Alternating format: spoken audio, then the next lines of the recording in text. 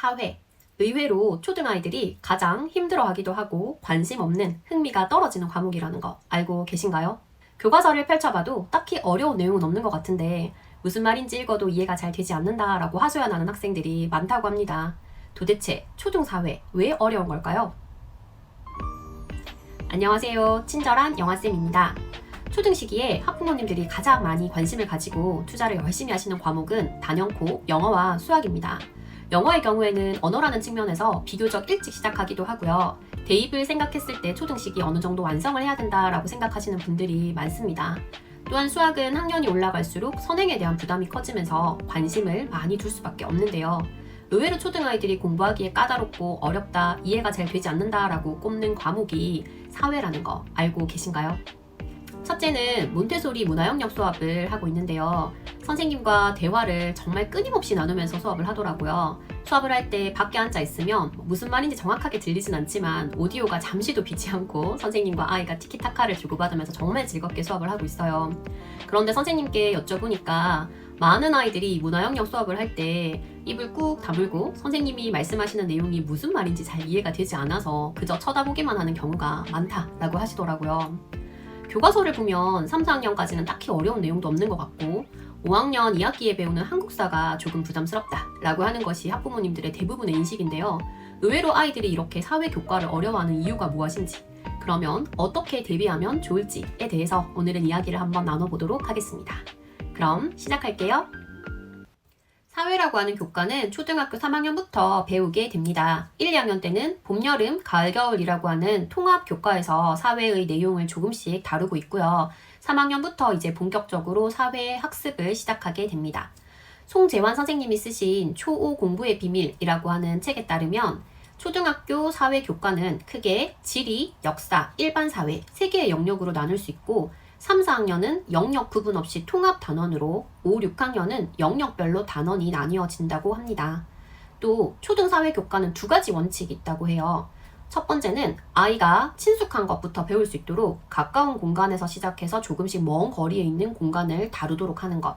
두 번째는 단순한 것에서 복잡한 것, 구체적인 것에서 추상적인 것을 배우는 순서로 나선형 학습을 하도록 되어 있다고 합니다. 이 때문에 1, 2학년 때는 아이들이 자기 집, 학교, 우리 동네 등에 대해서 배우고 3학년은 구, 군 단위, 4학년은 시, 도, 5학년은 우리나라, 6학년은 지구촌으로 공간이 확대가 되어서 학습을 한다고 해요. 초등 사회 교과 영역을 크게 3개로 나누면 지리, 일반 사회, 역사 이렇게 3 영역으로 나눌 수 있다고 했는데요.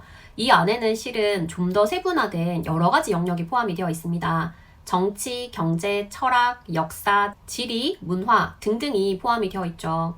일단 듣기만 해도 초등학생들이 정치라든가 법이라든가 경제, 철학에 대해서 이해를 하는 것은 상당히 힘들 것 같죠. 왜 힘들까요?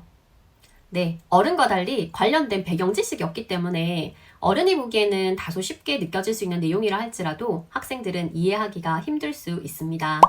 이것은 사회교과의 특성과도 관련이 있는데요. 고등학교 교과를 살펴보면 과학의 경우에는 1학년 때는 공통과학, 그리고 2학년과 3학년에서는 물리화학, 생명과학, 지구과학 1을 배우고 이 중에서 좀 더 심화된 내용을 배우고 싶은 학생은 물리화학, 생명과학, 지구과학 2를 선택해서 배우게 됩니다. 그런데 사회교과의 경우에는 정치와 법, 경제, 사회문화, 한국사, 동아시아사, 세계사, 한국지리, 세계지리, 윤리와 사상, 생활과 윤리 이렇게 여러 개의 교과 중에서 몇 개의 교과를 본인이 선택해서 배우게 돼요. 1, 2의 개념이 없고 각 영역별로 좀 더 세분화되고 심화된 내용을 배운다 라는 점을 서로 비교해보면 결국 사회라는 교과 자체가 워낙 광범위한 내용을 다루고 있고 그 광범위한 내용을 학습하기 위해서는 관련된 배경 지식의 유무가 큰 영향을 미친다라고 생각을 해볼 수 있습니다. 사회는 대표적인 암기 과목이죠. 그런데 암기를 잘 하려면 이해가 선행되어야 합니다.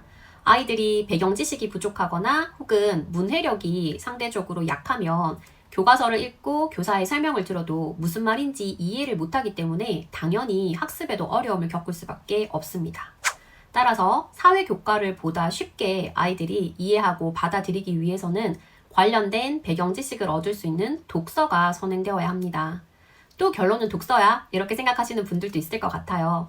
실제로 주변에도 부모님들 말씀을 들어보면 5학년 2학기에 학습하는 한국사와 관련해서는 관련된 독서라든가 수업에도 신경을 많이 쓰시지만 나머지 사회 공부에 대해서는 교과서 봐도 어려운 거 없던데 교과서랑 문제집만으로 충분하지 않을까라고 생각하시는 분들이 많더라고요.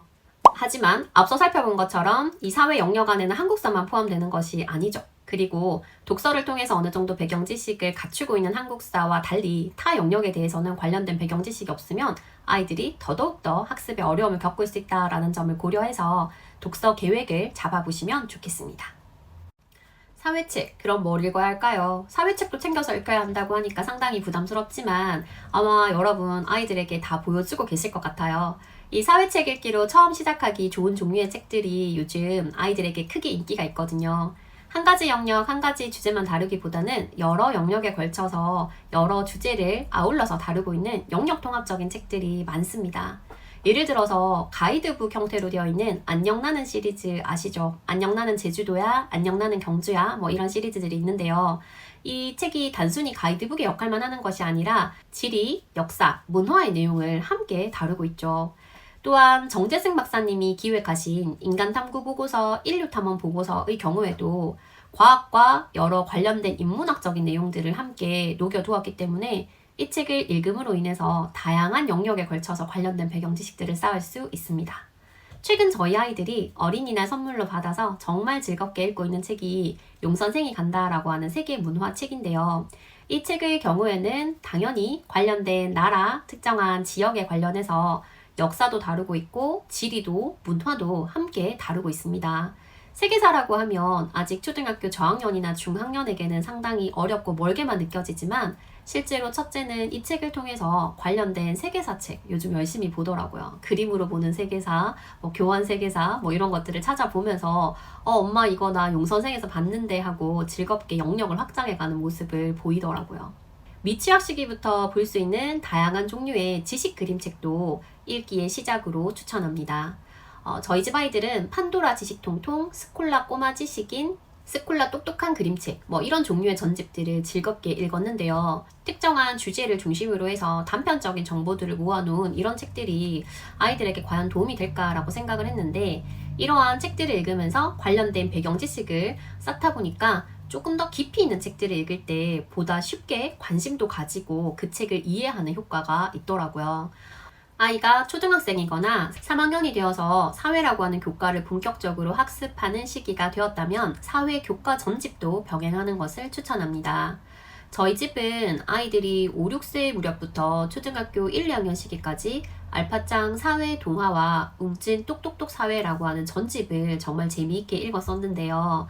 그 당시에는 그냥 관련된 책을 좀 체계적으로 여러 영역을 보여주고 싶다라는 마음이 시작을 했는데 아이가 본격적으로 사회 교과를 학습하면서 살펴보니까 이게 동화지만 사회 교과서에서 다루고 있는 핵심 개념들을 정말 재미있고 알기 쉽게 잘 풀었었구나 라고 하는 감탄이 그제서야 들더라고요. 동화 형식이다 보니까 아이들이 부담도 적고 또 재미있게 읽을 수 있다라고 하는 장점도 있고요.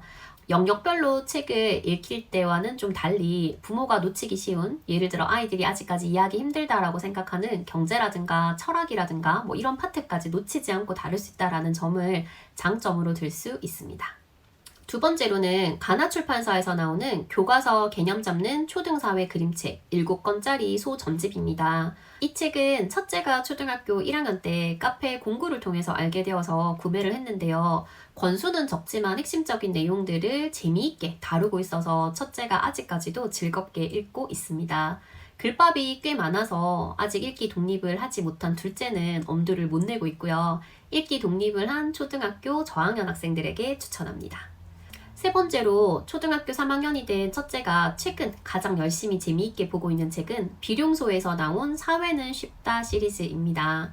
앞의 두 책보다는 다루고 있는 내용이 많고 조금 더 깊이도 있는 편인데요. 일단은 구어체로 쓰여져 있어서 내용을 읽는 것이 그렇게 힘들지 않습니다. 도입부에는 만화를 사용해서 흥미를 유발하고 각 챕터별로 정리를 해볼 수 있도록 간단한 갈로넣기 퀴즈도 있어서 아이들의 이해를 도울 수 있는 장치를 충분히 고민을 했구나라는 생각이 들더라고요. 무엇보다 이 책의 장점으로 제가 꼽고 싶은 점은요. 사회라고 하는 교과가 결국은 내가 살고 있는 사회 전반에 걸친 이해, 그리고 이 사회에서 발생하고 있는 문제점에 대한 해결책을 스스로 고민해보게 만드는 것이라는 점에서 이 책은 사회 교과에서 다루고 있는 내용들이 나의 삶과 어떤 관련이 있는가를 계속해서 생각해보게끔 만들어주더라고요. 성우에서 나오는 선생님도 놀란 사회 뒤집기 시리즈, 이 책도 많이 추천하시더라고요. 그런데 이 책은 일단 권수가 40권이고 또 다루고 있는 내용도 상당히 깊이가 있고 폭도 넓어서요. 아이들이 아직 1학년, 3학년이라 몇 권씩 도서관에서 빌려서 꾸준히 조금씩 보고 있습니다. 우리 아이는 이과 갈 건데 꼭 사회 잘 해야 하나요? 라고 질문하시는 분들이 주변에 꽤 있으세요. 그런데 초등학교, 중학교에서 배운 사회 교과의 내용이 고등학교 국어에도 영향을 미친다는 사실 알고 계신가요? 최근 수능 국어가 어려운 이유가 비문학, 독서 지문이 어려워서이잖아요. 과학도 마찬가지지만 사회교과에서 학습한 내용들을 바탕으로 해서 이 독서 지문의 이해가 좀 더 쉬워지는 부분들이 꽤 있습니다. 제가 다른 영상에서 한번 예로 들었었는데요. 2022학년도 수능 국어에서 가장 어려운 지문 중에 하나였던 브레턴 우즈 체제를 다루고 있는 지문은 환율에 대한 기본적인 이해가 필요했습니다. 실제로 초등학교 6학년 사회에서 수출입을 바탕으로 한 우리나라의 무역에 대해서 학습을 하고요. 이를 바탕으로 중학교 2학년 때 환율에 대해서 아이들이 학습을 했었습니다. 그런데 고등학교 2학년 아이들을 대상으로 제가 이 브레턴 우즈 체제를 다루고 있는 지문을 수업을 하면서 너희 이거 사회 시간에 배웠던 거라고 하니까 한 3분의 1 정도가 안 배웠다고 하더라고요.